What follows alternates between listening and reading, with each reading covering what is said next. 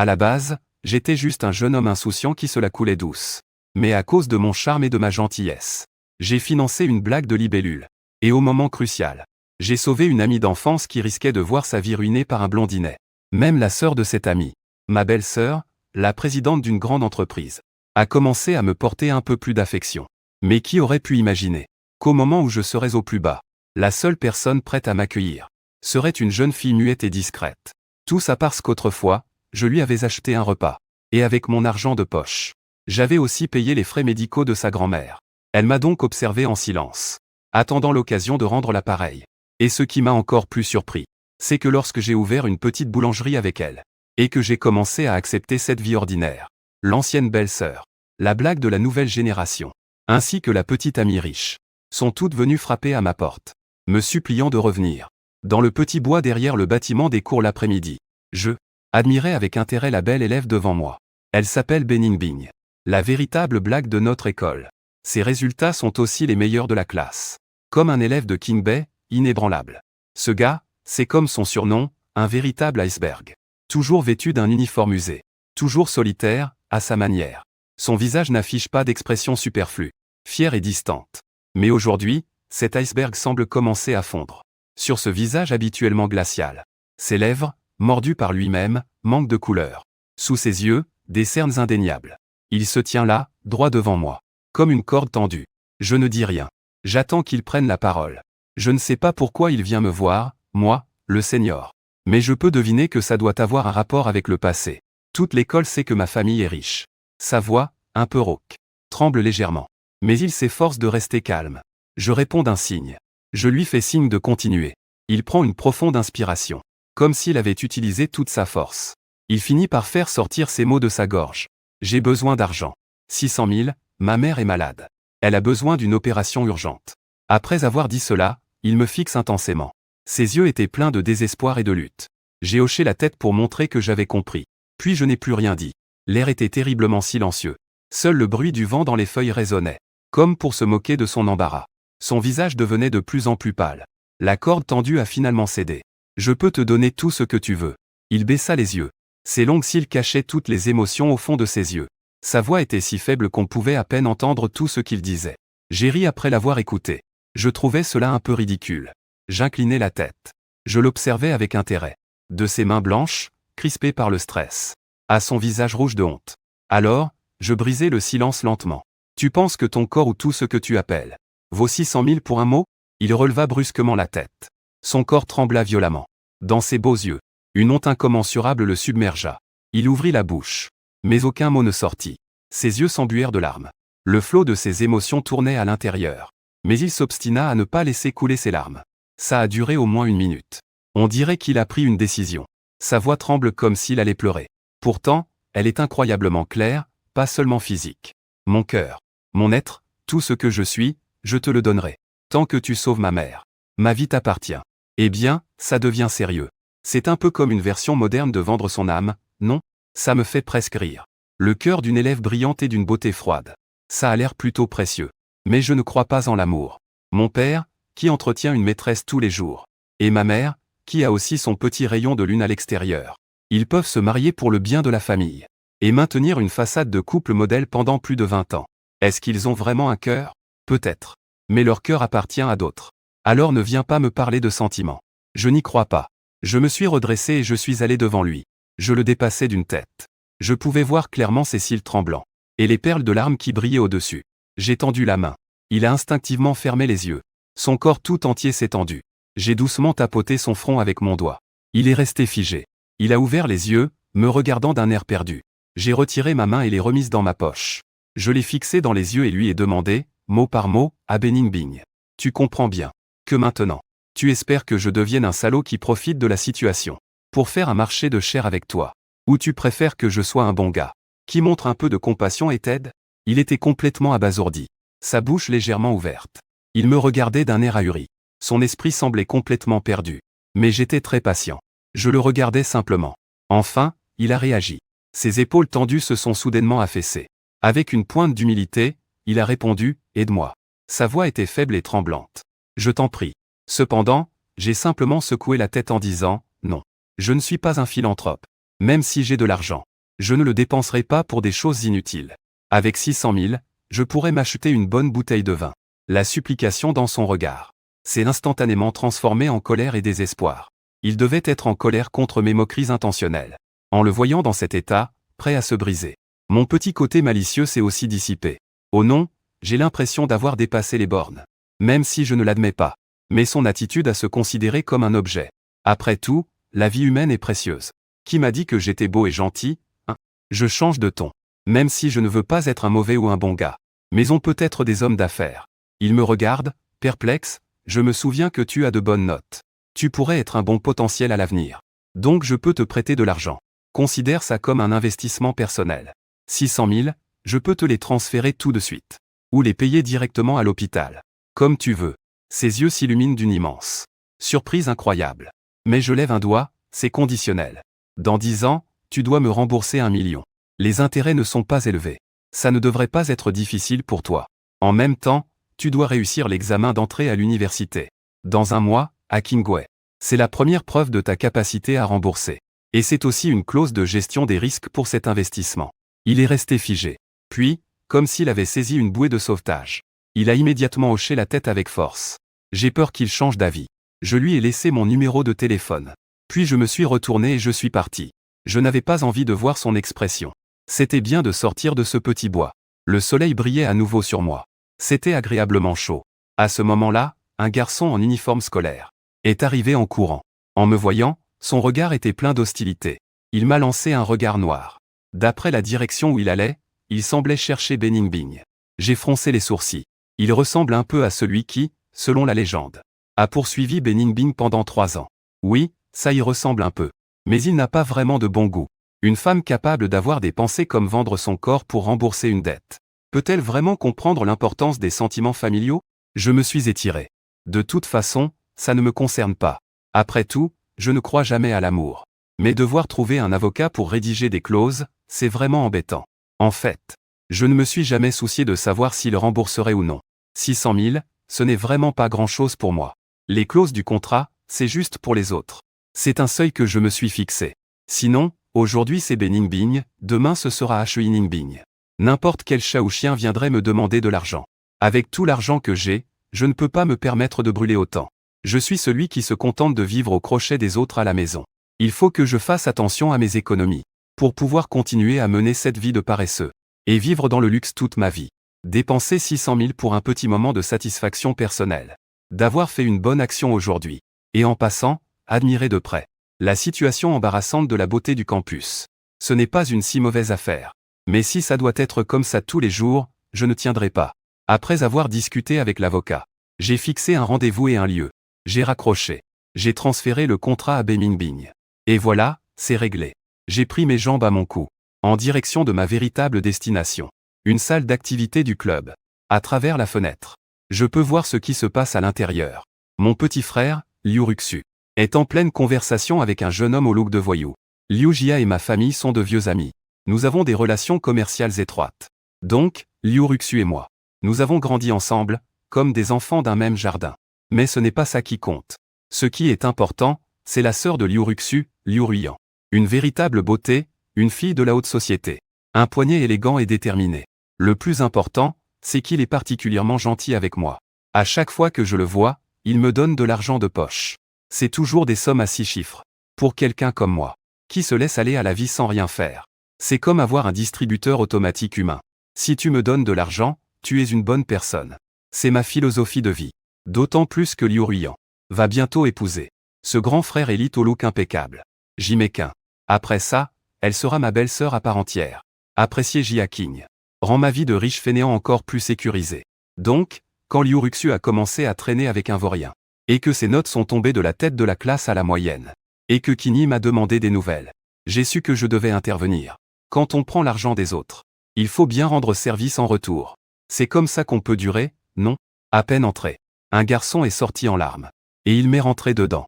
Il a reculé de 2 pas, levant les yeux vers moi, avec un regard plein d'humiliation et de ressentiment.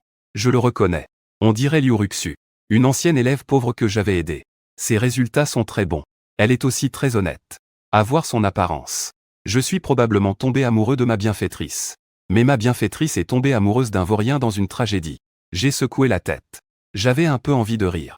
Ce jeune homme est encore trop naïf. Comme nous, les riches héritiers. Débourser de l'argent pour des affaires est souvent une habitude. Une façon de montrer son statut. Ça ne veut pas dire qu'on est de bonnes personnes. Si on veut vraiment être reconnaissant, il faut travailler dur pour s'élever. Rendre grâce avec des bénéfices. C'est ce qu'on appelle les relations humaines. S'attacher émotionnellement, c'est se faire du mal.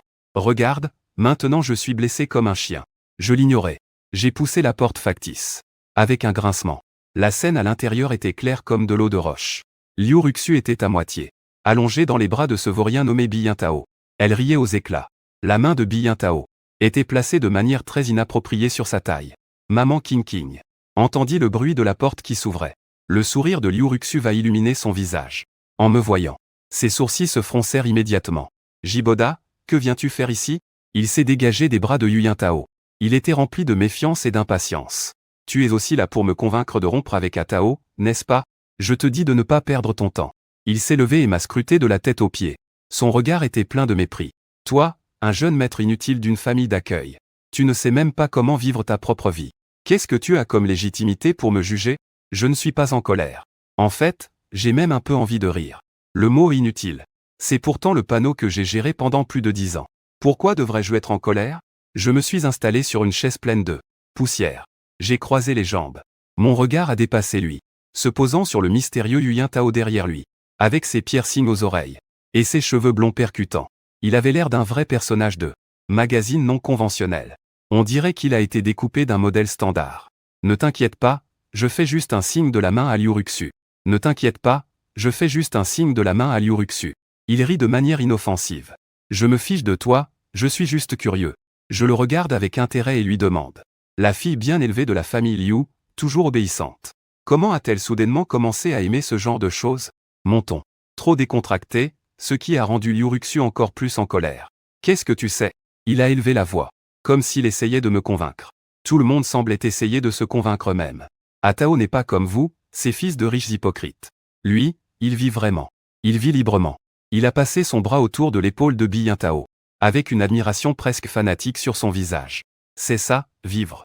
Votre vie, à suivre les règles, c'est ennuyeux. C'est du gâchis de vie. En disant cela, il a de nouveau tourné son attention vers moi. Surtout toi, Jiboda. Tu ne sais pas étudier. Tu ne sais même pas t'amuser. À part être le fils de ta famille, que restes-tu? Tu es un véritable bon à rien. J'ai hoché la tête. Avec un air de réalisation soudaine, j'ai compris. C'est le vent de la jeunesse, n'est-ce pas? Liu Ruxu pensait probablement que j'avais été convaincu par ses paroles. Un sourire satisfait se dessine sur son visage. Biyintao redressa la poitrine. En voyant mon expression, il ne semblait plus si effrayé. La seconde d'après, je saisis la chaise sous moi.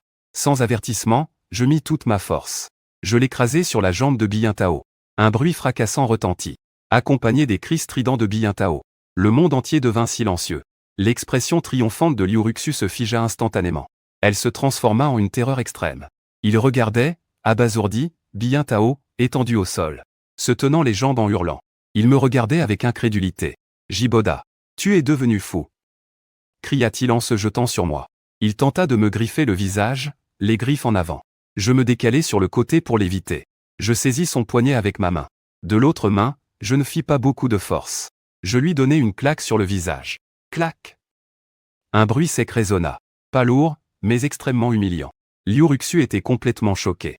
Elle se couvrit le visage. Les larmes coulaient comme des perles d'un collier brisé. Tu es frappé? Tu es un peu plus lucide maintenant? Je lâchai sa main.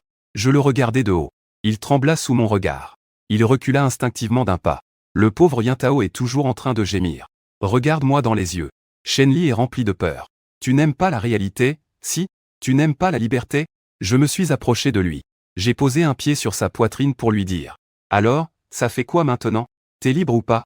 Yintao est en sueur. Pas un mot ne sort de sa bouche. Liu Ruxu veut venir me tirer. Je l'ai renvoyé avec un simple regard. Tu n'es pas censé être capable? Tu ne sais pas te débrouiller? Je me suis accroupi et lui ai tapoté le visage. Alors, pourquoi tu ne parles plus? Il tremble et n'ose même pas lâcher un paix. Je me suis relevé. J'ai tout de suite trouvé ça ennuyeux. C'est tout ce que tu as comme courage? Le bonhomme de neige sort pour des choux à la crème et des richesses. J'ai tiré Liu Ruxu qui tremblait encore. Comme si je traînais un chien mort. Je traîne Yintao par terre et je sors. Lâche-moi. Je veux aller à l'hôpital. Tais-toi, Atao. Je l'ai interrompu froidement. Ne dis pas un mot de plus. Je lui ai aussi cassé l'autre jambe. Liu Ruxu a instantanément été promu. C'était juste une douleur incessante. Je ne les ai pas emmenés à l'hôpital. J'ai directement pris un taxi. Je suis allé dans le quartier à l'ouest de la ville. Un endroit célèbre où se rassemblent toutes sortes de gens. Un cybercafé rempli de fumée. Une salle de billard où se mêlent les bonnes et les mauvaises fréquentations. Et il y avait des femmes sur le trottoir et des ivrognes puant l'alcool. Je les traînais hors de la voiture. Je les plaquais contre le mur d'une ruelle sale. Une forte odeur d'urine. Et l'odeur de déchets pourris m'a frappé au visage. Liu Ruxu a immédiatement vomi. Je ne m'en suis pas soucié. Je lui ai montré quelques jeunes aux cheveux blonds qui se criaient dessus. Regarde, c'est ça que tu aimes, le vent de la jeunesse. C'est assez réel? C'est assez libre? Si tu aimes ça, je peux te les envoyer tout de suite. Laisse-les te faire vivre une vraie expérience. Qu'est-ce que ça veut dire vraiment vivre? Le visage de Liu Ruxu est devenu tout pâle. Elle tremblait comme une feuille. Il s'accrochait à mon bras de toutes ses forces. Il pleurait, haletant. J'ai eu tort, Jiboda. J'ai eu tort, rentrons chez nous, je t'en prie. C'est à ce moment-là. J'ai eu tort, rentrons chez nous, je t'en prie, c'est à ce moment-là. Du coin de l'œil, j'aperçois une silhouette familière. C'est Biyun Tao. Il se déplace en boitant, profitant de notre inattention. Il a réussi à s'éclipser discrètement de l'autre bout de la ruelle. Il court plus vite qu'un lapin. Pas même un regard pour Liu Ruxu. Je n'ai même pas envie de le poursuivre. Ce genre de personne ne mérite pas que je lève le petit doigt. Liu Ruxu a visiblement aussi remarqué. La couleur de son visage a complètement disparu. Le dernier espoir qu'il avait s'est totalement effondré avec cette silhouette qui s'enfuit. Il ne pleure plus. Il reste juste là, figé. Comme s'il avait perdu son âme. Je l'ai remis dans la voiture. J'ai donné l'adresse de la maison des Liu. Pendant tout le trajet, il n'a pas prononcé un mot. Arrivé devant la maison des Liu, il ouvre la porte et descend. Il entre, l'air perdu. Je ne suis pas sorti de la voiture. J'ai simplement demandé au chauffeur de faire demi-tour pour rentrer. Ce soir-là, j'ai reçu un message sur mon téléphone. C'était un message de Liu Ruyan, un remerciement. J'ai répondu avec un emoji peu aimable. Et voilà, l'affaire était close. C'est fini pour cette affaire. Comme prévu. Les 2 jours suivants, la maison des Liu était calme comme un lac. Personne ne vient me chercher des ennuis. Ma mère m'a quand même posé une question indirecte. Je lui ai juste dit que Liu Ruxu ne comprend rien. J'ai donné une leçon à la famille Liu. Ma mère n'a pas posé plus de questions. Elle m'a juste dit de faire attention à mes actes à l'avenir. Je sais que c'est certain. C'est Liu Ruyan, ma future belle-sœur, qui a tout fait pour étouffer ça. Eh bien, je ne me suis pas trompé. Ma vie de riche fêtard est bien installée. Mais le lendemain, je ne pouvais plus sourire. Parce que Biyun est morte. Décédée dans un accident de voiture. Où peut-on exiger une telle chose dans ce monde? À peine je l'avais remise à sa place. Elle est morte de manière inattendue. Je ne suis pas idiot. S'il n'y a pas la main de Liu Ruyan derrière tout ça, je me ferai couper la tête et je jouerai avec comme une balle. Ma future belle-sœur est encore plus cruelle que je ne l'imaginais. Je commence à trouver cette famille un peu effrayante. Chacun porte un masque délicat. Sur l'échiquier des intérêts, ils placent leurs pions calmement. Ils éliminent froidement tous les obstacles. Mon frère aîné, Jimekin, est comme ça. Ma future belle-sœur, Liu Ruyan, qui est aussi une guerrière, l'est également. Moi. Et mes parents, qui maintiennent l'image d'un couple modèle. N'était-il pas comme ça aussi? Moi, je suis le seul à être un cas à part. Un bon à rien qui ne veut que vivre sans rien faire. J'ai soudain eu un frisson. Je me suis assis sur le lit. Non, je dois déménager. Je dois m'éloigner immédiatement de cette bande de durs. Tant que je suis en vie, je peux continuer à traîner. La décision de déménager, je l'ai prise en une nuit. Je n'ai prévenu personne. Le lendemain matin, je tenais une valise que j'avais déjà préparée. Je suis descendu. Ma mère était assise dans le salon, dégustant son thé du matin avec élégance. En me voyant, elle a à peine levé les yeux. Tu vas où? Changer d'endroit pour dormir? Mes paupières se sont asséchées. Elle n'a pas posé d'autres questions. Elle a baissé les yeux et a continué à lire son magazine économique. Mon soi-disant père doit encore être chez une de ses maîtresses. La maison était froide comme une cave à glace en son absence. Chacun vivait sur son propre chemin, sans interférer les uns avec les autres. À moins que cela ne touche à leurs intérêts. Je tirai ma valise. Il est sorti de ce bâtiment magnifique sans même se retourner. Mais c'est une villa sans aucune chaleur humaine. Je suis au centre-ville. J'ai un appartement au dernier étage que j'ai acheté depuis longtemps. Toujours vide. Juste au bon moment pour servir. L'appartement est grand et très vide. Le réfrigérateur est complètement vide. Je conduis ma voiture de sport vers le plus grand supermarché à proximité. J'ai besoin de remplir cette nouvelle maison avec de la nourriture et des snacks. Et aussi de combler mon agitation inexplicable. Poussant mon caddie, je me faufile entre les rayons remplis de produits. Chips et cola. Chocolat. Pizza surgelée, je ressemble à un robot de course. Je tends les articles dans le caddie sans expression. Juste au moment où je tourne un coin. Prêt à prendre les gaufres en édition limitée sur l'étagère du haut. Je m'arrête. Dans un coin de la zone temporaire. Une fille est en train de subtilement glisser un paquet de pain dans sa manche. Elle a l'air de quelques années plus jeune que moi. Petite de taille. Vêtue d'un uniforme. Qui a clairement décoloré. Et qui ne lui va pas du tout. Mais elle a un visage très propre. Avec une petite tête. Ses yeux sont très grands. Comme un petit cerf effrayé. Dommage que ses mains et ses pieds ne soient pas très propres. Je suis resté là sur l'étagère avant même de naître. Il croise les bras et le regarde avec intérêt. Il a du mal à le mettre. Les manches sont trop petites. Le pain est trop gros. Il a essayé plusieurs fois, en va-et-vient. Son front est déjà perlé de sueur. Enfin, il semble avoir ressenti quelque chose. D'un geste. Il lève lentement la tête. Nos regards se croisent dans les airs. Je ne dis rien. Je le fixe simplement. 1 seconde, 2 secondes. 10 secondes. Son visage passe du blanc au rouge à une vitesse visible. Puis du rouge au blanc. Ses grands yeux montrent d'abord de la peur.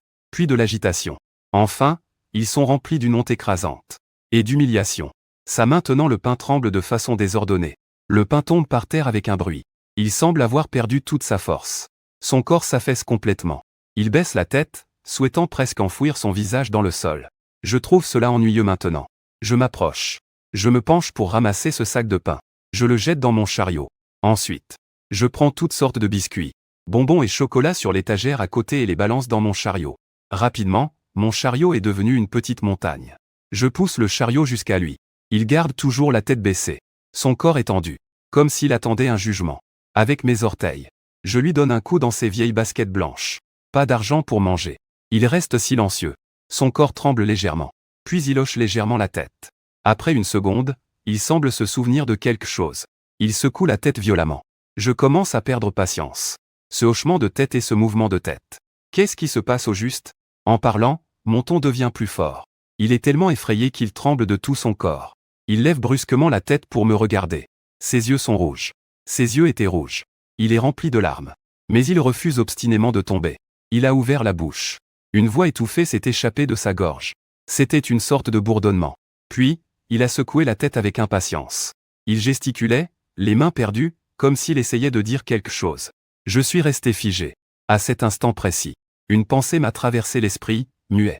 Je le regardais, inquiet et désespéré. Mon impatience s'est soudainement évanouie. À la place, une sorte d'agacement indescriptible m'a envahi. Une plante.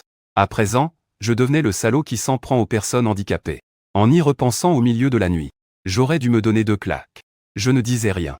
Je me suis retourné et j'ai poussé un autre caddie. Du lait et des céréales. Du riz auto-chauffant.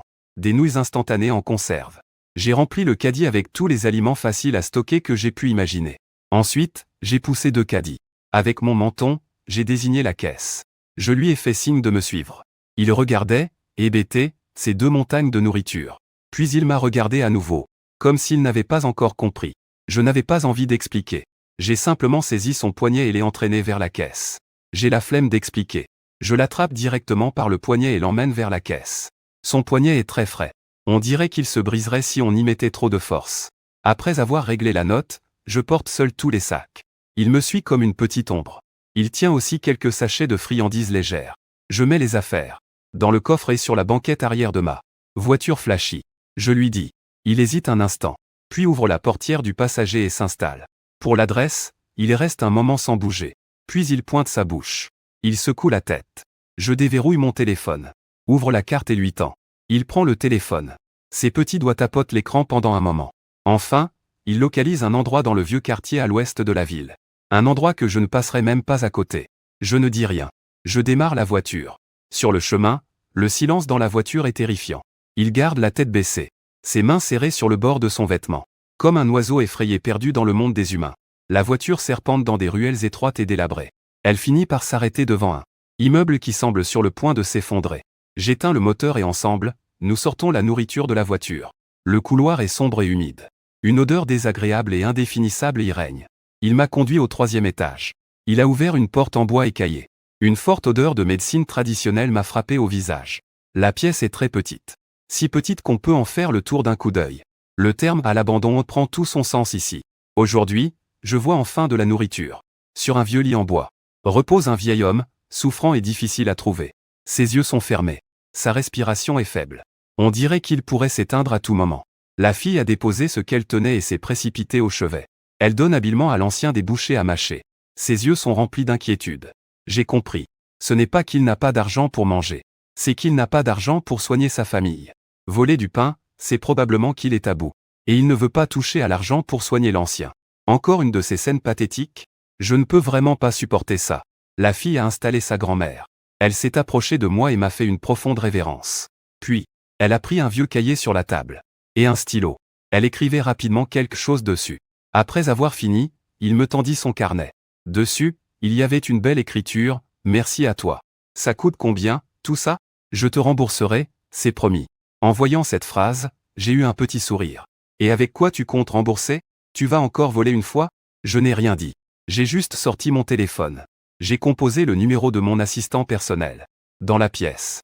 Cette odeur de pauvreté et de médicaments me donnait mal à la tête. Je veux juste dépenser de l'argent et en finir rapidement. Dis à Lao Wang de me contacter. Pour le service client de l'hôpital du centre-ville. Qu'on envoie une ambulance au bâtiment de l'ouest de la ville dans les 15 minutes. Je t'enverrai l'adresse. Les frais seront directement débités de mon compte. J'ai fini de donner mes instructions et j'ai raccroché. Tout le processus a duré moins d'1 minute. La fille était complètement abasourdie. Elle avait la bouche ouverte, me fixant d'un air stupéfait. Elle avait oublié de pleurer et d'écrire. Je peux comprendre que pour elle, ce soit quelque chose qu'elle devrait désirer toute sa vie. Pour moi, c'est juste un coup de fil qui peut régler le problème. Parfois, la disparité du monde est si cruelle. Tu fais quoi là, figé? Je lui ai donné un coup de pied dans son sac de voyage. Je range mes affaires pour aller à l'hôpital. Il sort de son rêve. Il commence à s'agiter et à tout rassembler. En fait, il n'y a pas grand-chose à prendre. Quelques vieux vêtements décolorés. Une tasse en céramique avec un pied cassé. L'ambulance arrive très vite. Des professionnels de la santé prennent soin de soulever doucement le vieil homme sur la civière. La fille s'accroche fermement à mon vêtement. Comme si elle avait peur que je disparaisse soudainement. Je me sens un peu mal à l'aise. Mais je ne la repousse pas. Arrivé à l'hôpital. Tout est parfaitement organisé. Un aide-soignant est là en permanence dans la chambre de soins intensifs. Une équipe d'experts de haut niveau commence immédiatement la consultation. Je me tiens devant la chambre lumineuse et dynamique. Regardant les médecins et les infirmières affairées à l'intérieur. Et cette fille qui reste près du lit. À la fois inquiète et reconnaissante. Dans mon cœur, l'ombre causée par la mort de Yuyan Tao semble s'estomper un peu. L'argent peut vraiment acheter un bon moral. À ce moment-là, quelqu'un me tire doucement par la jambe. Il me tend ce vieux carnet devant moi. Comment puis-je vous rendre votre gentillesse? Je n'ai jamais dit que je voulais une récompense. Je m'appuie sur le cadre de la porte en disant cela. Je suis appuyé contre le cadre de la porte en parlant. En regardant cette petite fille têtue. J'ai soudain trouvé ça un peu intéressant. Il s'est précipité à écrire sur son carnet. L'écriture était un peu brouillonne. Non, je ne peux pas prendre ton argent sans rien faire. Tu es une bonne personne, mais je ne peux pas être comme ça. J'ai vu ces 2 mots. Le coin de mes lèvres s'est étiré encore plus. De nos jours, même un type comme moi peut être considéré comme une bonne personne. C'est vraiment bien d'avoir de l'argent. Je ne suis pas une bonne personne, j'ai interrompu son écriture. Ensuite, je lui ai dit de continuer. J'ai dit que je déteste les ennuis. Se prendre la tête ici avec moi. C'est juste pour me causer des problèmes. Comprends-tu? Il était un peu abasourdi par mes raisonnements tordus. Il me regardait d'un air ahuri, ne sachant pas comment me répondre. En voyant son expression, j'ai soupiré. Qui m'a dit que j'étais un bon gars, hein? Je me suis approché de lui. Sans perdre de temps, j'ai pris son carnet et son stylo. Puis, j'ai baissé la tête. J'ai commencé à écrire rapidement dans le carnet. Considérons cela comme une assurance anticipée. Il me regardait avec confusion. J'ai encore écrit, étudie bien. Pour entrer dans une bonne université à l'avenir. Trouver un bon boulot. Au cas où un jour je me retrouverai à mendier dans la rue. Tu te souviens de me donner un bol, c'est tout. Une fois que j'ai fini, je lui rends son carnet. Il a regardé les mots sur le carnet, figé pendant longtemps. Puis il a levé la tête. Dans ses yeux, aussi clairs que l'eau d'une source de montagne. Les larmes ont finalement débordé. Il n'a pas pleuré à voix haute. Juste des larmes silencieuses qui coulaient. Une à une, elles tombaient sur le vieux cahier. Ça va, ne pleure plus. J'ai un peu hésité au début à écrire. En parlant de ta grand-mère qui a encore besoin de toi. À pleurer comme ça, c'est quoi ce tableau? J'ai réfléchi un moment et j'ai ajouté, c'est quelle école que tu fréquentes? Je vais demander à Lao Wang de t'aider à payer les frais de scolarité. À partir de maintenant. Chaque mois, je lui ferai envoyer 5000 pour tes dépenses. Jusqu'à ce que tu finisses l'université et trouves un boulot. Ne me dis pas que tu ne veux pas. Considère ça comme une assurance. Après ça, je n'avais plus envie de regarder cette scène émotive. J'ai juste échangé quelques mots avec le médecin. Et je me suis retourné pour partir. en conduisant sur la large route. J'ai soudain trouvé ça un peu ridicule. Moi, le grand deuxième maître Gigia, je pourrais vraiment tomber si bas? C'est totalement impossible, d'accord? C'est juste que je dépense un peu d'argent pour me constituer une petite réserve. Après tout, les gens autour de moi sont tous plus cruels les uns que les autres. Je dois accumuler un peu de vertu pour garantir que ce loser puisse vivre vieux et profiter de la richesse toute sa vie. Puis je me suis retrouvé dans la dèche pendant 5 ans. Juste 5 ans. Mon grand frère, qui avait l'air d'un élite, a trompé sa femme juste après le mariage. C'est quand ça a éclaté que j'étais sur une île privée, en train de prendre le soleil. Quand j'ai reçu l'appel, j'avais même envie de rire. C'était prévisible. Mon frère est fondamentalement un indécis, mais il aime jouer le rôle du romantique. Se faire séduire par toutes ces belles femmes. C'était juste une question de temps. Je n'avais même pas envie de retourner voir cette comédie. De toute façon, les mariages dans les familles riches se ressemblent tous. Peu importe à quel point ça se passe mal. Jusqu'à ce que ma carte bancaire soit gelée, une après l'autre. Tous mes biens immobiliers et mes fonds ont été bloqués du jour au lendemain. C'est alors que j'ai réalisé que les choses semblaient un peu étranges. Quand je suis rentré en hâte de Lille, tout était déjà réglé. Le groupe a déjà changé de nom en Liu. Mon père a été poursuivi pour plusieurs crimes économiques. Les preuves sont accablantes. Le reste de ma vie, je vais probablement passer mes jours à pleurer derrière les barreaux. Mon frère, Jiméquin, a été laissé à la rue sans rien. Cette maîtresse a aussi disparu sans laisser de traces. Il a l'air d'être complètement brisé, comme s'il avait perdu toute sa force. Et moi, un bon à rien qui ne veut que vivre de l'air du temps. Je n'ai même pas été épargné. J'ai économisé pendant plus de 20 ans mon argent de poche. Pas un sou n'est resté. Tout a disparu. Je me tiens devant la porte de mon appartement au dernier étage, regardant les 2 gardes du corps impassibles qui me bloquent. Ils se prennent pour des gardes du corps, mais ce ne sont pas mes amis. Si tu veux te venger, fais-le. Je n'ai rien contre le fait de voir mon frère idiot et cette maîtresse mourir. Mais envoyer mon père en prison. C'est quoi le sens de tout ça? En y pensant, je ne peux pas m'empêcher de me fâcher. Ce n'est pas que je sois en colère contre Kuhn, il est déjà mort, non. Il a eu le courage de tromper. Mais pas celui d'arrêter sa femme de se venger. Alors, à quoi bon se donner du mal? Je suis même un peu perdu. Je ne suis pas en train de vivre dans un roman de vengeance, où je suis le personnage secondaire emporté par la vague. Je suis devenu ce bouclier qui a été emporté sans y penser. La porte des proches s'est ouverte. Liu Ruyan est assise dans le salon de mon appartement, sur mon canapé italien préféré. Elle porte une robe de nuit en soie. Sous l'ourlet, une jambe blanche et délicate se dévoile. Elle agite gracieusement un verre à pied. À l'intérieur, il y a mon précieux Romanée Conti, conservé depuis des années. 5 ans ont passé. Il est plus beau et plus froid qu'avant. Cette aura de puissance qui contrôle tout rend la respiration difficile. Il me voit. Il repose son verre. Il me sourit doucement, comme si nous étions encore de la famille. Il est toujours mon beau-frère doux et raffiné. Je lui renvoie le regard. Je ne dis rien. Je le fixe simplement. Il se lève, pieds nus sur le doux tapis en laine. Il s'approche lentement de moi. Ne me regarde pas comme ça. Je ne veux pas non plus. Il tend la main pour toucher mon visage. Mais je détourne la tête pour l'éviter. Il ne se fâche pas. Il retire sa main. D'une voix lente, il dit « Ton frère est trop idiot. Je lui ai donné une chance. Dommage qu'il ne se valorise pas lui-même. » Je laisse échapper un rire froid. Donc, c'est ça la raison pour laquelle tu as mis toute ma famille dans le même panier. Non, il secoue la tête. En voyant mon expression, il prend soudain un air un peu arrogant. En fait, j'ai toujours pensé que tu étais beaucoup plus intéressant que ton frère.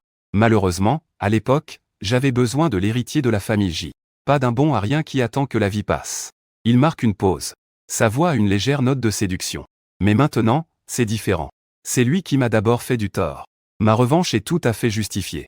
Maintenant, je n'ai plus besoin d'un mari. Il fait un pas vers moi. L'odeur de son parfum luxueux envahit mes narines. Avec une forte agressivité. Ça te dirait de rester avec moi? Grande sœur peut s'occuper de toi comme avant. À ces mots, je me mets à rire soudainement. Je ris aux éclats. Les larmes me montent presque aux yeux, je m'essuie le coin des yeux. En regardant son visage parfait et sans défaut en entendant ça, j'en viens à douter. Cette petite traînée. Est-ce que c'est toi qui l'as mise dans le lit de mon frère? Le sourire sur son visage se fige enfin un instant. Même si ce n'est que pour un moment. Je l'ai quand même capté dans mon cœur. La dernière lueur d'espoir s'est évaporée. Comme prévu.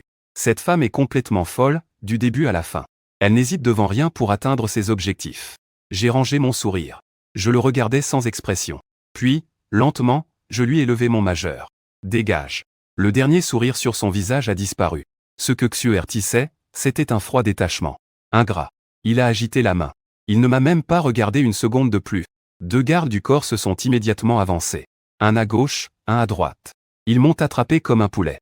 J'ai été poussé brutalement hors de chez moi. La porte s'est fermée avec fracas devant moi, coupant tout ce que j'avais autrefois. Je me tenais dans le couloir désert. Je n'ai pas pu m'empêcher de rire bêtement. Si j'avais vraiment cru à ces balivernes. Rester en tant que sa petite chose. Attendre qu'il se lasse de moi. Je ne saurais même pas comment je suis morte. Je sais très bien que je ne peux pas rivaliser avec lui. Même mon père, ce vieux renard, s'est fait avoir par lui. Moi, qui ne comprends que le plaisir et l'amusement. Qu'est-ce que je peux faire contre lui? Éloigne-toi de cette folle. Vivre est plus important que tout. J'ai touché ma poche. J'ai sorti mon téléphone. La première chose à faire quand on n'a plus d'argent, c'est de survivre. J'ai ouvert mon répertoire. J'ai trouvé ceux qui m'appellent fréquemment un frère. Mes amis qui m'appellent frère J. J'ai composé le premier numéro. Allô, Zhou Shao, c'est Jiboda. Au bout du fil, il y a eu 3 secondes de silence. Puis une voix prudente a répondu, qui? Désolé. Tu as fait le mauvais numéro. BIP BIP BIP, le téléphone a été raccroché. J'ai été un instant surpris. J'ai ri de moi-même avec un peu d'ironie. J'ai continué à composer le deuxième numéro. Le résultat a été exactement le même. Pour le troisième et le quatrième, soit c'était un mauvais numéro, soit personne ne répondait. 6, c'est vraiment un plus réaliste que l'autre. Je me suis adossé contre le mur froid. J'ai commencé à supprimer un par un les contacts de ces soi-disant amis dans mon téléphone. J'ai continué jusqu'à ce qu'il ne reste plus que quelques numéros de famille. Isolés sur l'écran. C'était sombre. Et je ne pouvais plus les joindre. J'ai vendu tout ce que j'avais sur moi. Au total, j'ai échangé pour moins de 100 000. J'ai tout revendu avant. Ça n'a pas rapporté même 100 000. Cet argent-là ne suffisait même pas à payer ma consommation d'une nuit auparavant. Maintenant, c'est tout ce que j'ai. J'ai besoin d'un business qui rapporte. Je marche sans but dans la rue. Je réfléchis à une solution. Sans m'en rendre compte, je suis revenu devant mon immeuble. Je lève les yeux vers ce dernier étage qui m'appartenait autrefois. Éclairé comme un sapin de Noël. Je ne peux m'empêcher de sourire amèrement. Puis je me retourne. Si ça ne marche pas, je vais chercher un boulot de visseur. C'est facile d'accès et ça inclut le logement et la nourriture. Après tout, c'est plus de 20 ans de vie dorée. J'en ai eu ma dose. Je ne perds rien à marcher la tête baissée en réfléchissant. Soudain, je me heurte à un doux câlin. Une légère fragrance flotte dans l'air. Je pense instinctivement à l'argent. Je lève la tête. Et je tombe nez à nez avec une paire d'yeux clairs. C'est une jeune fille au visage délicat. Elle porte un simple t-shirt blanc et un jean. Propre comme une feuille blanche. Elle me semble familière. Mais je ne me souviens pas où je l'ai vue. Pourtant, elle semble me reconnaître. Je peux voir clairement que dans ses yeux, au moment où elle m'a reconnu, une surprise et un soulagement indescriptibles éclatent. Elle ouvre la bouche. On dirait qu'il veut dire quelque chose. Mais il semble aussi réaliser quelque chose. Finalement, il sort juste un téléphone de sa poche. En fouillant rapidement et un peu dans le désordre, il tape rapidement sur l'écran. La lumière de l'écran éclaire son visage légèrement tendu. J'ai froncé les sourcils. Dans un coin poussiéreux de mon esprit, cette façon de communiquer silencieusement semble avoir doucement touché quelque chose. Monsieur J, vous vous souvenez de moi? Monsieur J. De nos jours, il n'y a pas beaucoup de gens qui m'appellent comme ça. J'examine attentivement son visage. Les fragments de mémoire commencent lentement à se rassembler. Il y a 5 ans. Cette silhouette qui tremblait dans le supermarché. Cette fille qui s'occupait de sa grand-mère dans une vieille maison. Cette fille qui écrivait sur le papier. Comment te rendre l'appareil? C'est toi, je réalise soudainement. Je suis un peu surpris. Ses yeux se sont illuminés de façon incroyable. Il hoche la tête avec force. Cette joie déborde presque de ses yeux clairs. Je suis encore plus confus. Comment tu es ici? Il se remet à taper frénétiquement, me tendant son téléphone. J'ai vu les nouvelles. Je suis vraiment inquiet pour toi à propos de Gigia. Je parie que tu reviendras ici jeter un œil. Alors je t'attends ici. Depuis hier. Mon cœur a l'impression d'avoir été frappé par quelque chose. Pas trop fort, pas trop léger. C'est-à-dire que, pendant ces 24 heures où j'ai été expulsé, il est resté là, en bas de cet immeuble, où je ne peux plus entrer, de la manière la plus maladroite, gardant une possibilité incertaine. Une vague d'émotions absurdes et complexes m'a envahi, alors que ma soi-disant bande d'amis s'acharnait à se distancier de moi. Une petite fille que j'avais presque oubliée, que j'avais aidée il y a 5 ans, veillait ici sur moi depuis une journée et une nuit. J'ai tiré sur le coin de mes lèvres, voulant dire quelque chose, comme merci, mais je n'en ai pas besoin. Ou tu devrais rentrer. Ne t'inquiète pas pour moi. Mais en voyant ses yeux purs, sans la moindre trace de jugement, je n'ai pas pu prononcer un mot.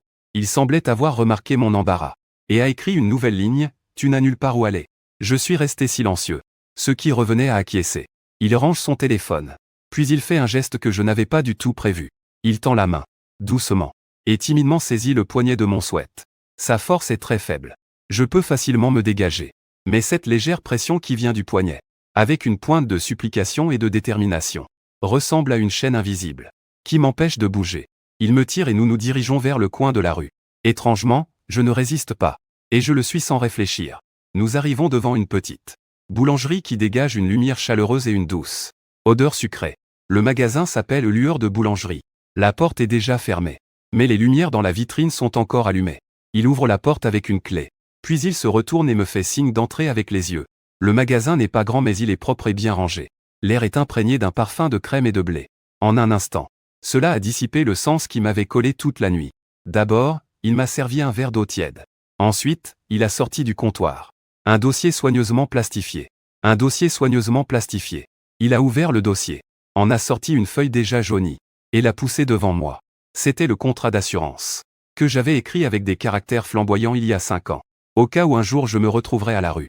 Tu sais juste me donner un bol, ça suffira. Il a pointé les mots écrits dessus, puis m'a désigné. Ensuite, il a montré lui-même et ce magasin. Ce regard était sérieux, comme s'il remplissait un contrat sacré. Enfin, il s'est retourné, a sorti un croissant tout juste sorti du four, encore tiède. Il a cassé la moitié et me l'a tendu. Sans pitié, sans compassion. Juste un sentiment que c'était mon tour. Je regardais le morceau de pain devant moi. Puis j'ai regardé ses yeux clairs. À la merde avec les vis. J'ai pris le pain et j'ai mordu dedans. Le goût était naturel. Ça ne valait pas les plats raffinés que j'avais mangés avant. Mais ça me donnait une sensation de réconfort. Vous recrutez encore ici? J'ai demandé d'une voix peu claire. Ma voix était rauque, presque méconnaissable. La fille est restée un instant figée. Puis un immense et radieux sourire s'est épanoui sur son visage. Il a hoché la tête avec force. Ce jour-là, ma vie terne et sans but a pris fin. Et ma seconde moitié de vie était désormais étroitement liée à cette petite boutique appelée Lueur. Et mon patron était une petite fille muette que je pensais ne jamais revoir, impatiente. Nommée Yuyue. Un joli nom. Grâce à l'argent que je lui ai prêté. Et à ses propres économies. Après avoir obtenu son diplôme universitaire, il a ouvert cette boutique de pâtisserie appelée Lueur.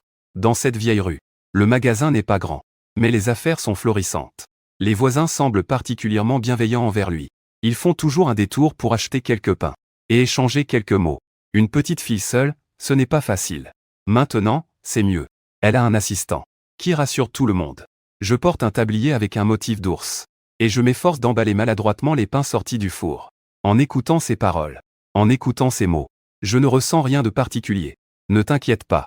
Je suis un bon à rien qui ne sait rien faire. Comment peuvent-ils penser que je suis rassurant? Mais ma présence allège vraiment son fardeau. Au moins, pour pétrir la farine. Il n'a pas besoin d'une petite fille frêle comme moi. Je serre les dents et je m'y mets. Le soir, quand la boutique ferme, nous retournons dans notre petit chez nous à l'étage. Un foyer vide. Ce mot décrit bien son ancien logement. Ici, on pourrait dire que c'est un foyer avec un mur, une table à manger, 2 chaises, un canapé, et une petite pièce séparée pour le balcon. C'est ma chambre. Elle est même plus petite que la salle de bain de ma villa d'avant.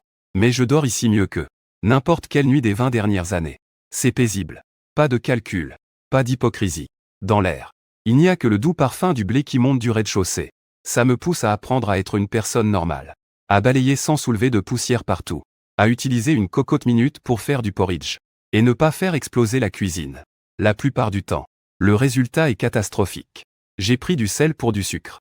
Et j'ai fait une casserole de pâtes de haricots rouges super salées. Il a goûté une bouchée. Son petit visage s'est froissé mais il n'a pas craché. Il a juste silencieusement bu un grand verre d'eau. Puis a pris un stylo et a écrit dans son carnet que le goût était très particulier. La prochaine fois, je peux mettre un peu moins de sucre. Je le regarde. Avec son air sérieux, à la fois en colère et amusé. J'ai pris le bol et l'ai vidé dans la poubelle. Depuis ce jour, j'ai commencé à apprendre la langue des signes. Pas pour autre chose. Juste parce que je trouvais que le faire écrire tout le temps dans son carnet était trop fatigant. J'ai acheté une pile de manuels. Chaque nuit, une fois qu'il s'est endormi, je suis dans ma petite chambre, à pratiquer encore et encore devant l'écran de mon téléphone. En commençant par les plus simples, comme bonjour. Merci, jusqu'à où tu as bien travaillé aujourd'hui. Bonne nuit. Quand j'ai utilisé pour la première fois des gestes un peu maladroits, pour lui dire bon matin, il est resté figé. Puis dans ses yeux d'habitude si calmes, il semblait qu'une étoile venait d'y entrer. Éclatante de brillance. Il a aussi levé la main. Il m'a répondu avec une sincérité incroyable, toi aussi. À ce moment-là, j'ai ressenti que dans les 20 dernières années, je n'avais jamais eu une telle sensation. Je trouvais que faire quelque chose en valait vraiment la peine. Les jours passaient lentement. Et petit à petit, ça s'est amélioré. Je suis passé d'un idiot qui ne savait même pas utiliser un four, à un apprenti pâtissier capable de monter de la crème. Je suis devenu un pro de la décoration et du pétrissage. Les affaires du magasin allaient de mieux en mieux. Nous avons même pris le local à côté. Nous avons agrandi notre espace. Mon compte en banque a aussi commencé à se remplir. Mais c'était suffisant pour que je puisse déménager et louer un appartement. J'ai plusieurs fois pensé à en parler à Yuyue. Mais les mots restaient coincés dans ma gorge. Où devrais-je déménager? Qu'est-ce que je vais manger? Tout seul, c'est tellement triste. Et puis, elle, la petite, n'est pas non plus dans une situation facile. Je pourrais l'aider, non? Dans mon esprit. Je me suis trouvé plusieurs raisons bien trouvées. Et puis, je suis resté ici sans scrupule. Yuyue n'en parle jamais non plus. Il semble avoir accepté mon choix. Comme il accepte le soleil qui se lève chaque jour. Comme il accepte le pot de poteau sur le rebord de la fenêtre. Je ne crois pas en l'amour. Mon père. Mon frère est vraiment le meilleur exemple à ne pas suivre. Mais cette tranquillité que j'ai avec Yuyue m'obsède. Je secoue la tête. Pour chasser ces pensées confuses. De mon esprit. Je ne peux pas croire qu'il soit presque midi. Je dois aller lui préparer le déjeuner. Il a un peu de tout ces derniers temps. Je vais lui préparer une poire au sirop. Je suis en train de nouer mon tablier pour monter. Mais à ce moment-là, une silhouette familière pousse la porte du magasin. Et entre. La personne porte un costume bien taillé. Un maquillage soigné. Et les cheveux soigneusement relevés. Elle dégage l'aura d'une personne à succès. C'est Beningbing. Ça fait 5 ans. L'humilité et la gêne qu'il avait à cause de la pauvreté ont été complètement effacées. Il n'est plus ce garçon en uniforme usé, qui me suppliait dans le petit bois. Maintenant, il est raffiné et parfait. Il est suivi par un jeune homme, dans la vingtaine, en costume, au visage séduisant, comme un étudiant fraîchement diplômé. Il me regarde, avec un regard plein d'examen et d'hostilité. Le regard de l'assistant, Beningbing, s'attarde sur mon tablier avec des oursons. Un instant, ses sourcils se sont légèrement froncés. Mais il a rapidement retrouvé son sourire poli. Ça fait longtemps, Jiboda. Je hoche la tête. Pour saluer. Je continue de défaire mon tablier. Il semble vouloir dire quelque chose. Mais il hésite. Finalement, il sort juste un chèque de son sac Hermès. Et le pousse vers moi. C'est 1 million. Je sais qu'il reste encore quelques années avant notre accord de 10 ans. Mais maintenant, j'ai les moyens. Je veux juste te le rendre en avance. Je jette un coup d'œil au montant sur le chèque. Je le prends et le mets dans ma poche. C'est ce que je mérite. Même si je ne m'attendais pas à le récupérer. Mon assurance a fait que tout son discours préparé s'est coincé dans sa gorge. Un éclair de surprise passe sur son visage. Il doit penser que je vais refuser. Ou que je vais montrer de l'étonnement et de l'émotion. C'est vraiment dommage que je n'ai rien des deux. L'assistant masculin derrière lui. Il voit à quel point je prends l'argent sans hésitation. Son regard est devenu encore plus intense. Avec une pointe de compréhension, comme je l'avais pensé. Beningbing a rapidement ajusté son expression. Son regard a balayé notre petite boulangerie, avant de se poser sur mon visage. Ce regard, je le connais par cœur. Chargé d'une pitié hautaine. J'ai entendu parler de ce qui se passe chez toi. Si tu n'as pas d'endroit convenable où aller maintenant, tu peux venir dans ma société. La société de mon mari et moi vient de commencer. Quand nous aurons besoin de personnel, je peux te proposer un poste. Ne t'inquiète pas pour le salaire. En le voyant jouer ce rôle de faux compatissant, ça me fait bouillonner à l'intérieur. Cette transaction d'autrefois, c'était moi qui l'ai aidé à rembourser ses dettes. Gagnant des marchandises sur 2 périodes. Personne n'est redevable à personne. Maintenant, il se présente de cette manière. Il veut transformer son ancien créancier en objet de sa charité. Je regarde à ses côtés. Cet homme au regard de plus en plus hostile. J'ai soudain compris. Il prend plaisir à cette sensation de sauver les autres. Tout comme j'appréciais autrefois son embarras. Aujourd'hui, il admire aussi ma déchéance. Sauf qu'il est encore plus hypocrite que moi. Il doit encore se draper d'une couche de tendresse. Dommage. Je ne suis pas intéressé. Suivre le même chemin que cet assistant masculin à ses côtés. Vivre une histoire où le mal est le 3e roue. Pas besoin, je refuse froidement. Je vais très bien ici. Mon refus a figé le sourire sur son visage un instant. Boda, ne fais pas la tête. Je sais comment tu vivais avant. Maintenant. Ces mots sont pleins de cette fausse compréhension. J'ai dit que ce n'était pas nécessaire, je l'interromps. Mon ton trahit déjà mon impatience. Il finit par ne plus insister. Sur ce beau visage. Une légère contrariété se dessine, comme si son ego avait été froissé. D'accord, puisque tu as décidé. Je ne vais pas te forcer. Voici ma carte de visite. Si jamais tu changes d'avis, tu peux me contacter à tout moment. Il pose la carte sur le comptoir. Se retourne pour partir. Juste au moment où il se retourne. L'assistant derrière lui fait un pas en avant. Avec attention, il tend la main. Il plie légèrement son bras. Beningbing incline aussi naturellement la tête. Pour lui, J'ai esquissé un sourire que seuls nous deux pouvions comprendre. Avec une légèreté désinvolte. C'est maintenant. Je prends mon téléphone comme si de rien n'était. Et j'appuie sur le déclencheur sans qu'il s'en aperçoive. L'angle est parfait. Sur la photo, la main de l'assistant est presque collée à sa taille. Et le sourire sur son visage. Qui que ce soit ne pourrait pas penser que c'est juste l'expression envers un subordonné ordinaire. Je ne vous raccompagne pas. J'ai levé mon téléphone. Et j'ai fait un signe de la main. Beningbin est parti avec son assistant. La Porsche noire a disparu au coin de la rue. J'ai pris 2 minutes pour trouver l'adresse email publique de son mari en ligne. Puis j'ai envoyé cette photo anonymement. Après avoir fait tout ça, j'ai supprimé la photo et l'historique d'envoi. Je me suis senti beaucoup mieux. Tu penses que ta maîtresse ne me concerne pas. Mais si tu oses me regarder de travers, je vais te rendre la vie un peu plus difficile. Ensuite, je suis monté préparer le déjeuner. J'ai mangé tranquillement avec Yuyue. Mon esprit s'est progressivement apaisé. Je suis adossé au comptoir, réfléchissant à cette situation inattendue. Comment dépenser 1 million? La texture du papier est très réaliste. Les chiffres dessus sont d'une clarté trompeuse. Ça fait longtemps que je n'ai pas vu autant d'argent. Au moins, notre vie peut enfin être un peu moins serrée. Et il y a aussi le nouvel équipement que Yue désire tant. Plus j'y pense, plus je suis heureux. Je n'ai jamais trouvé 1 million aussi utile. Juste à ce moment-là, la clochette à la porte a tinté. Une voix claire et faussement douce a interrompu ma réflexion. En me retournant, j'ai vu Liu Ruxu. Il y a vraiment pas mal de connaissances qui viennent aujourd'hui. Elle portait une robe blanche. Ses longs cheveux tombaient sur ses épaules. Elle avait l'air pure et innocente. Comme une petite fleur blanche ignorante du monde. Si je ne me trompe pas, son mari malchanceux, Yiteng Chang, Biyun Tao, est mort il y a moins de 2 ans après avoir été récupéré par elle, cet étudiant pauvre. Il s'est suicidé en sautant du bâtiment. Je suis adossé au comptoir. Sans aucune expression. Je me suis mordu la lèvre. Ferme les yeux, les vagues d'eau dansent. Cette expression de vouloir dire quelque chose mais de se retenir. C'est son arme la plus redoutable. J'avais presque ri en pensant à toi. Mademoiselle Liu. Tu joues à quoi encore, là? Il a été un instant surpris. Puis ses yeux se sont mis à briller. Comme s'il avait subi une grande injustice. Boda, je sais que j'ai été idiot par le passé. J'ai fait beaucoup d'erreurs qui t'ont blessé. J'ai toujours pensé que ce que j'aimais, c'était un amour flamboyant. Mais maintenant, je comprends. Ce que je veux vraiment, c'est juste un foyer paisible. Il a levé la tête. Ses yeux brillants me fixaient intensément. Remplis de tendresse et de regret. Jiboda, recommençons, d'accord? Je sais ce que tu traverses en ce moment. Ma sœur a effectivement été trop loin. Mais ce n'est pas grave. Je peux prendre soin de toi, tu sais.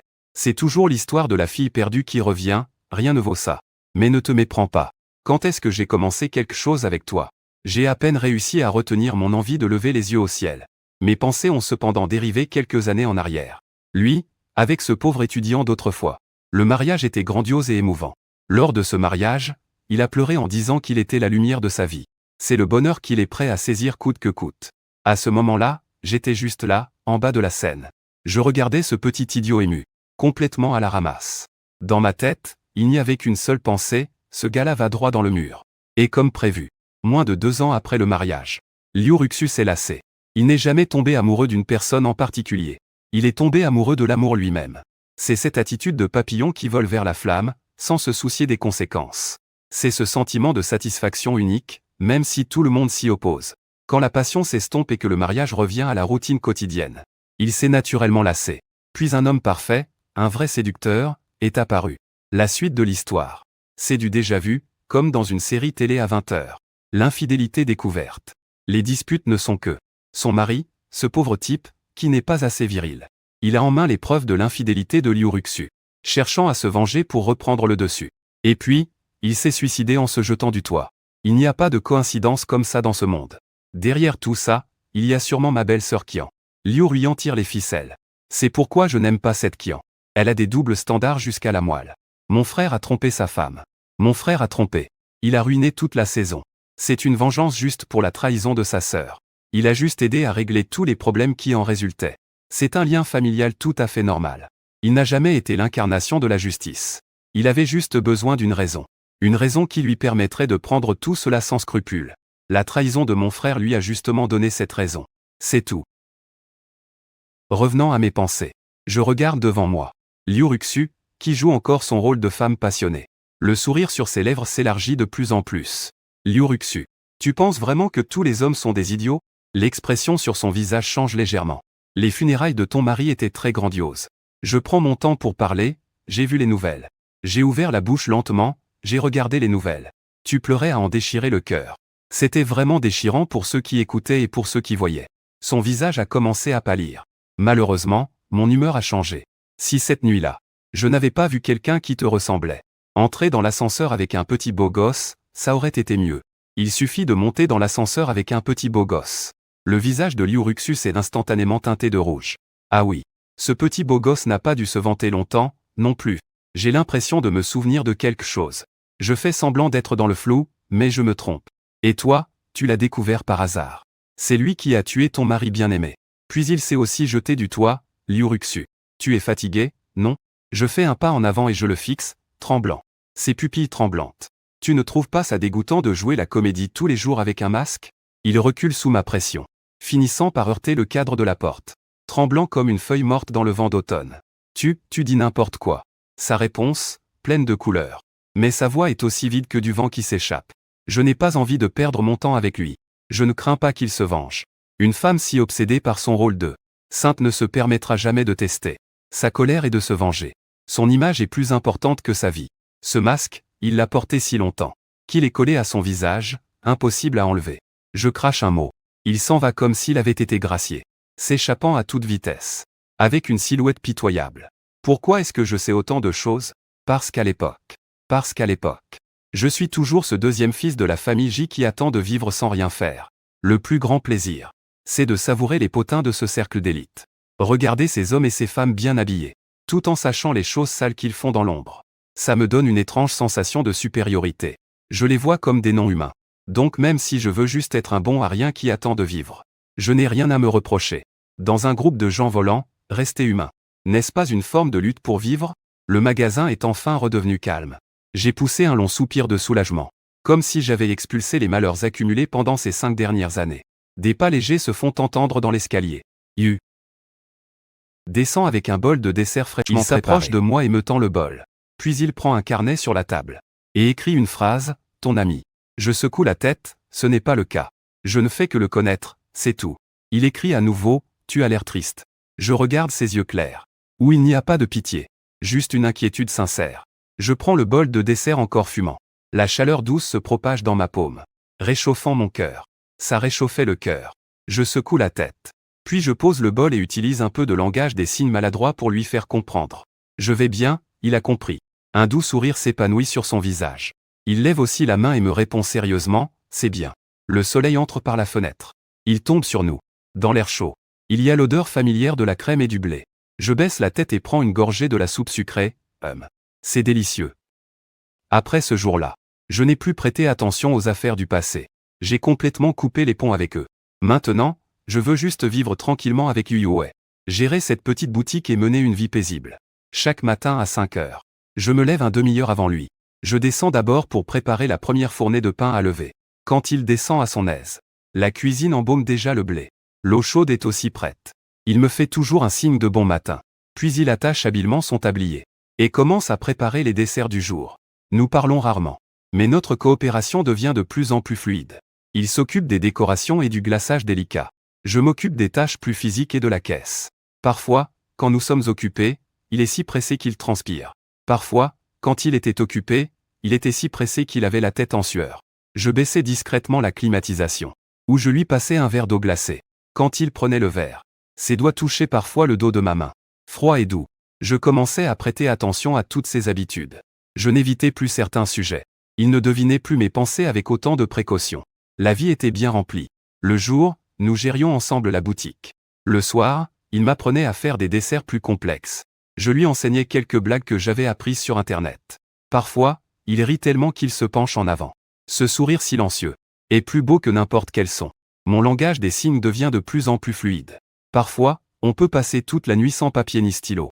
Et on peut discuter sans dire un mot. Aujourd'hui, ce vieux monsieur est revenu acheter un gâteau. Je fais des gestes, ouais. Il dit que c'est pour sa petite fille. Tu crois qu'il se souvient? Je ne pense pas, ça doit être pour sa compagne. On se regarde et on sourit. Cette complicité me rassure. Je commence à réfléchir sérieusement à une question. Je veux l'épouser. Je ne crois pas en l'amour. Mais je commence à y croire. Certaines personnes sont juste faites pour être ensemble. Je veux simplement continuer comme ça avec lui. Je veux juste que tout le monde sache qu'il est à moi. Je veux pouvoir le soigner fièrement quand il sera malade. Je veux être à ses côtés quand il sera vieux. 3 mois plus tard. Je lui ai avoué mes sentiments. Pour être précis, je lui ai demandé sa main. Ce jour-là, c'était son anniversaire. Je lui ai caché. J'ai préparé une petite surprise dans le magasin. Quand il est descendu le soir, tout le magasin était illuminé par des bougies. Les boîtes qui servent habituellement à ranger les gâteaux ont été transformées en petits abat-jours par mes soins. Une lumière chaleureuse filtrait à travers le papier coloré. Il se tenait là, figé au bas des escaliers, se couvrant la bouche. Je me suis approché de lui, à genoux, sortant une bague en diamant. Ce n'est pas une bague hors de prix, juste la meilleure que je pouvais me permettre. Dans la bijouterie près de chez nous. Yuyuei. Je ne sais pas comment dire ces mots doux. Et je ne crois pas aux serments éternels. Mais je veux être avec toi. Mais je veux qu'on ouvre ce magasin jusqu'à ce qu'on ne puisse plus marcher. Tu es d'accord? Il a pleuré, les larmes tombaient comme des perles sur un fil. Une à une, elles tombaient au sol. Il hoche la tête avec force. Puis il tend la main pour que je lui mette l'anneau. L'anneau est un peu grand. Sa main est trop fine. Mais il serre le poing pour ne pas le laisser tomber. Je le prends dans mes bras, sentant le léger parfum de ses cheveux. À cet instant, je réalise soudain que mes plus de 20 ans de vie étaient en fait une préparation pour le rencontrer. Notre mariage a été très simple. Notre mariage était très simple. Ce n'est pas très grand. J'ai juste invité les voisins. Et quelques camarades avec qui j'ai encore de bonnes relations. Des amis, quoi. Ceux qui m'évitaient autrefois. Ces amis riches qui ne voulaient pas de moi. Naturellement, je ne les ai plus invités. Quant à ma mère, depuis qu'elle a épousé son amant, Guangxu, elle n'a plus jamais pris contact avec moi. Je n'ai pas non plus cherché à la contacter. Certaines relations, quand elles sont rompues, le reste. Pas besoin de forcer les choses. Il n'y a donc pas besoin d'inviter. Je ne pensais pas à faire quelque chose pour la façade. Je veux juste offrir à Yuyuei un mariage digne. La veille du mariage, je suis allé chez le coiffeur pour me préparer. Je me suis acheté un costume élégant. La robe de mariée de Yuyuei, nous l'avons choisie ensemble. Quand elle l'a mise, elle brillait de mille feux. Je me tenais devant la cabine d'essayage, regardant son reflet dans le miroir. Soudain, j'ai eu l'impression que c'était irréel. Cette fille, belle comme un ange. Elle s'apprête vraiment à m'épouser. Le jour du mariage. Tout se passe à merveille. La grand-mère de Yuyuei va beaucoup mieux. Elle est venue en fauteuil roulant pour assister à notre mariage. La vieille dame a pris ma main. Avec une voix faible, elle a dit « Merci de prendre soin de notre petite Wei ». J'ai un peu rougi. C'est elle qui prend soin de moi, je suppose. Au moment d'échanger les alliances, la main de Yuyuei tremblait. J'ai pris sa main. À son oreille, j'ai murmuré « Ne t'inquiète pas. C'est juste une formalité ». Elle a éclaté de rire. La tension s'est évaporée en un instant. Le maître de cérémonie m'a demandé « Monsieur Jiboda, voulez-vous épouser mademoiselle Yuyuei? Que ce soit dans la pauvreté ou la richesse, que ce soit dans la maladie ou la santé, tout le monde l'aime, la respecte et la protège, n'est-ce pas? Je le veux. » Ensuite, le maître de cérémonie s'est tourné vers Yuyuei et a dit « Mademoiselle Yuyuei, voulez-vous épouser Monsieur Jiboda? Que ce soit dans la pauvreté ou la richesse, que ce soit dans la maladie ou la santé, tout le monde l'aime, la respecte et la protège, n'est-ce pas? » Yuyuei ne pouvait pas parler. Mais elle a hoché la tête avec force. Puis elle a fait signe avec les mains, « Je le veux. » Le maître de cérémonie était un peu déconcerté. Ne sachant pas quoi faire. J'ai souri. Et je l'ai traduit. Il a dit qu'il le voulait. Des applaudissements chaleureux ont retenti dans la salle. Au moment du baiser, il était un peu timide. Le visage rouge comme une pomme. Je l'ai doucement embrassé sur les lèvres. Très légèrement. Comme si j'avais peur de lui faire mal. Puis je me suis approché de son oreille et j'ai dit, « Madame Su. J'espère que nous pourrons bien nous entendre à l'avenir. » Il riait dans mes bras, ses épaules tremblant. À la réception, un voisin un peu éméché m'a pris la main et a dit, « Petite J, tu as trouvé une bonne belle-fille. À l'avenir, il faut bien s'occuper d'elle. » Je sais que mes camarades de classe sont aussi très heureux. Tout le monde venait porter un toast et féliciter. Un ancien colocataire avec qui j'avais de bonnes relations a dit, « Tu as changé, comment ça se fait? Avant, tu avais toujours l'air de ne rien en avoir à faire. Maintenant, on dirait une personne normale. » J'ai regardé Yuyuei, qui parlait avec ma grand-mère. Et j'ai souri. Peut-être que c'est parce que j'ai maintenant des choses qui comptent. Après le mariage, nous sommes rentrés à la maison à l'étage. Tout était comme d'habitude. Juste un peu plus de fleurs et cadeaux reçus lors du mariage. Yuyuei a changé de robe de mariée. Mets tes vêtements de maison habituels. Prépare-moi un petit repas dans la cuisine. Je me tiens à la porte de la cuisine, regardant sa silhouette occupée. Tout à coup, je me sens très satisfaite. C'est la vie que je veux. Vivre simplement à deux. Il s'approche de moi avec le repas. Il me voit en train de rêvasser. Il agite la main devant moi. Que penses-tu? Je pense à toi, je réponds honnêtement. Son visage devient rouge. C'est vraiment étrange, il me donne une petite tape. Ensuite, il écrit Jiboda dans son carnet. Nous nous sommes mariés. Oui, nous nous sommes mariés. Tu regrettes? Pas du tout, je secoue la tête. Et toi, tu ne regrettes pas non plus? Il a écrit qu'il trouvait ça un peu irréel. Comme un rêve. J'ai tendu la main et lui ai pincé la joue. Ça fait mal? Il s'est couvert le visage et m'a lancé un regard noir. Puis il a écrit dans son carnet, ce n'est pas un rêve. Ce n'est pas un rêve. La vie après le mariage est encore plus calme que je ne l'imaginais. Chaque matin, on se lève ensemble. On prépare ensemble les produits pour le magasin. Yuyue s'occupe de la pâtisserie. Je m'occupe de l'emballage et d'accueillir les clients. Pendant la pause déjeuner, on mange ensemble. Ensuite, il fait une sieste. Moi, je lis ou je consulte mon téléphone. L'après-midi, on reprend le service. Le soir, après avoir fermé, on dîne ensemble. Parfois, on sort se promener. La vie est si simple qu'elle frôle l'ennui. Mais je me sens tellement comblé. Parfois, en regardant Yuyue concentrée sur son travail, je me dis, comment cette fille peut-elle être si belle? Parfois, quand il crée un nouveau produit, il me le sert en premier pour que je goûte. En voyant son expression pleine d'attente, je ne peux m'empêcher de faire un grand pouce en l'air. Et il sourit, ses yeux se plissant en croissant. On se dispute rarement. Parfois, il y a des désaccords, mais nous nous réconcilions rapidement. Sa personnalité est très douce. Mon tempérament est devenu plus calme grâce à lui. Pendant les jours où les affaires sont calmes, nous fermons le magasin plus tôt. Nous allons nous promener dans le parc voisin. Il aime nourrir les pigeons. Il a toujours un sac de pain avec lui. Ces pigeons le reconnaissent déjà. Dès qu'ils nous aperçoivent au loin, ils battent des ailes et viennent vers nous. Il s'accroupit par terre, en saupoudrant délicatement le pain. Les pigeons se rassemblent autour de lui, sans aucune peur. Je suis assis sur un banc, regardant son interaction avec les pigeons. Ça me réchauffe le cœur. Parfois, des enfants viennent aussi, curieux de le regarder. Il partage un peu de pain avec eux. Il leur montre comment nourrir les pigeons. Bien qu'ils ne puissent pas parler. Ses gestes sont très doux. Les enfants l'adorent. 6 mois plus tard, Yue est tombée enceinte. Il tient le rapport d'examen. Excité comme un enfant. Nous allons avoir un bébé. Son visage rayonne de joie. Je prends le rapport. Je regarde les données ci-dessus. Mon humeur est un peu complexe. Excité et nerveux. Et un peu paniqué. Je vais devenir papa. Est-ce que quelqu'un comme moi peut vraiment être un bon père? Yuyue semble avoir remarqué mon inquiétude. Il s'approche et me prend dans ses bras. Ne t'inquiète pas. Il fait des gestes. Apprenons ensemble. Pendant la grossesse, le corps de ma copine Wei est un peu faible. Elle a souvent des nausées et vomis. J'ai pris toutes les tâches lourdes du magasin pour qu'elle puisse se concentrer sur sa grossesse. Parfois, elle peut être émotionnellement instable à cause des changements hormonaux. Elle se met à pleurer soudainement. Je ne sais pas comment la réconforter. Je peux juste rester à ses côtés. Je lui tends un mouchoir, désolé. Elle pleure en faisant des gestes. Je ne sais même pas pourquoi elle pleure. Ça va, je lui tapote le dos. Pleurer, c'est bien. À la fin de la grossesse, son ventre est très gros. Tout devient compliqué. Je commence à me consacrer entièrement à prendre soin d'elle. De peur qu'il ne lui arrive quoi que ce soit. Un soir, il a soudainement eu mal au ventre. J'étais terrifié. J'ai vite appelé un taxi pour l'emmener à l'hôpital. Les quelques heures d'attente devant la salle d'accouchement ont été les plus longues de ma vie. Enfin, une infirmière est sortie en portant un petit bébé.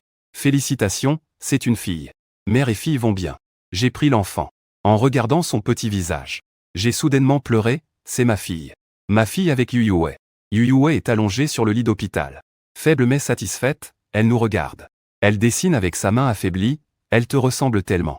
Elle te ressemble vraiment. Nous avons nommé notre fille Jix Xiaogan, en espérant qu'elle puisse éclairer notre vie comme la lumière. Juste le jour où notre fille a eu 1 mois. Un visiteur inattendu est arrivé au magasin, Liu Ruyan. Elle est toujours aussi élégante et sereine. Juste quelques rides supplémentaires au coin des yeux. Elle regarde l'enfant dans mes bras, avec une expression rare et très douce sur le visage. C'est un enfant très mignon. Merci, je suis un peu sur mes gardes. Que viens-tu faire ici? Détends-toi, elle a souri. Je ne suis pas là pour créer des problèmes. Il s'est assis dans le magasin. Il a simplement acheté un peu de pain. Puis, comme en discutant, il a dit, tu te souviens, quand nous étions enfants, nous pensions tous que l'amour, c'était juste une invention de ces gens ennuyeux. Un tour de passe-passe pour se berner soi-même. J'ai froncé les sourcils. Je n'ai rien dit. Je pense toujours ça. Il a pris le verre d'eau sur la table. Il en a doucement pris une gorgée. Le mariage et la famille. Ce n'est qu'une combinaison d'intérêts, de responsabilités. Froid et ennuyeux. Il a marqué une pause. Enfin, il a tourné son regard vers moi. Son regard était complexe. Mais maintenant, il semble que l'un de nous deux a menti à l'époque. Tu ne crois pas en l'amour. Liu Ruyan a dit chaque mot avec soin. Tu ne crois simplement pas qu'il puisse arriver à quelqu'un comme toi. Je n'ai pas répliqué. Alors il s'est levé et a dit, félicitations. Jibada, tu as trouvé la vie que tu voulais. Il a sorti un document de son sac et l'a posé sur la table. Qu'est-ce que c'est? T'es bien. Je te les rends tels quels. Il a dit que c'était pour le mois de bébé. Je suis resté figé. Pourquoi? Parce qu'au départ, je les ai pris juste pour te taquiner. Pour voir comment tu réagirais. Il a ri doucement, ne s'attendant pas à ce que tu aies autant de chance d'avoir été récupéré par une bonne fille. Il s'est dirigé vers la porte et m'a jeté un regard en arrière, avec une lueur d'envie dans les yeux. Tu es vraiment chanceux. Prends en soin. Après avoir dit cela, il est parti. J'ai ouvert le dossier.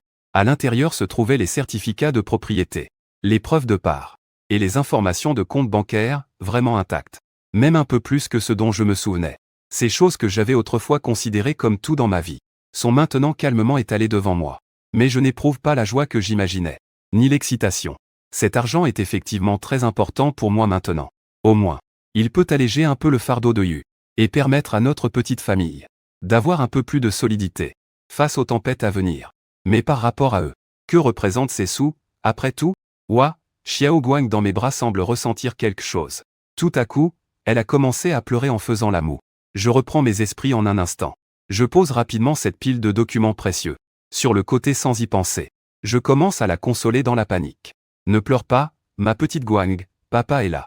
Ne pleure pas, ne pleure pas. Yu Yue entend le pleur et descend rapidement les escaliers, avec une petite inquiétude sur le visage. En me voyant, il jette un coup d'œil à la pile de documents sur la table, avec une lueur de nervosité dans les yeux. Je lui souris, en lui faisant signe que tout va bien.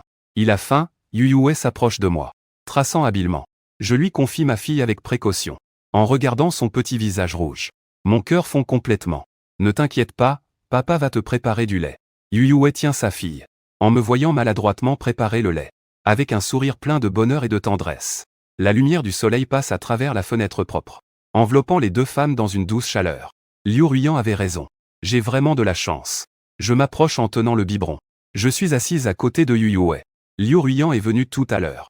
J'essaie de lui poser des questions, tout en lui parlant. Yu Yue semble un peu nerveux. Qu'est-ce qu'il a dit? Rien de spécial, il est juste venu voir l'enfant. Je ne veux pas que ce passé compliqué perturbe notre vie actuelle. Il a dit que Xiao Guang est très mignon. Yu Yue a poussé un soupir de soulagement. Puis il prend papier et stylo et écrit. Bien sûr que notre fille est adorable. Je le regarde écrire sérieusement. Soudain, j'ai un élan. Yu Yue lève les yeux vers moi, je t'aime. Je pensais que je ne dirais jamais ces 3 mots à personne. Mais maintenant, ces 3 mots sortent si naturellement de ma bouche, presque sans que je m'en rende compte. Il est resté figé. Ses yeux se sont instantanément remplis de larmes. Je t'aime aussi, dit-il en pleurant. Je t'aime tellement. Je pose notre fille, et je l'enlace. Dans cette petite pièce, la lumière du soleil entre par la fenêtre. Ma fille dort paisiblement dans son berceau. Tout est si calme. C'est merveilleux, je pense que c'est ma vie. Il n'y a pas d'histoire d'amour flamboyante. Pas de légende de succès retentissante. Juste être avec la personne que j'aime. Vivre une vie simple et tranquille. C'est super, notre entreprise a de plus en plus de succès. Ma fille grandit en bonne santé et heureuse. Parfois, j'emmène ma femme et ma fille voir mon père en prison. Le vieux a encore de l'énergie. Au départ, son visage était plein de calculs. Maintenant, il est beaucoup plus joyeux. Il est toujours si heureux de voir sa petite fille. Il me demande comment ça va. Je lui dis que ça va bien. Il hoche la tête, alors c'est bien. Le temps passe si vite. Ma fille grandit peu à peu. Elle a appris à marcher. Elle a appris à parler. Elle m'appelle papa. Elle appelle Yu Yue maman. Nous sommes une petite famille de 3. Nous vivons ainsi, simplement. Il n'y a pas de haut et de bas. Pas de moments palpitants non plus. Mais chaque jour est solide et heureux.